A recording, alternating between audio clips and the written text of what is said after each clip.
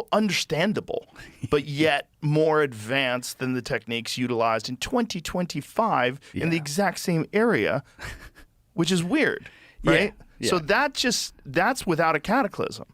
Right. Well, yeah, it's also a nice criticism of modern architecture, to be fair. Yeah. I mean, don't even go back 2,000 years. Just go back to like the Gothic era with the churches and the cathedrals. I mean, Jesus, why don't we build like that anymore? Right. Good point. But so you see a decline, at least in craftsmanship, that can be attributed to a changing of cultures, but this assumption that there's always this linear path of progression, and if you go back, they were dumb.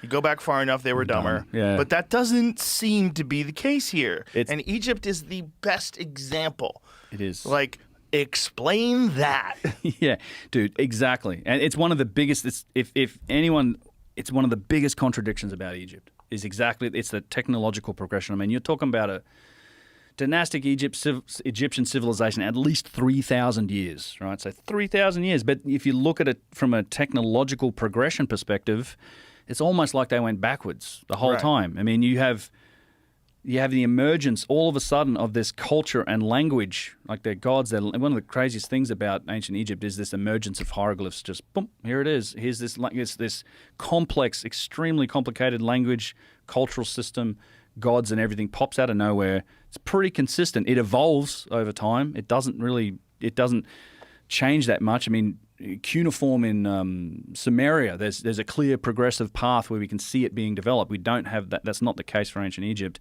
And then it's all of the best stuff is the oldest.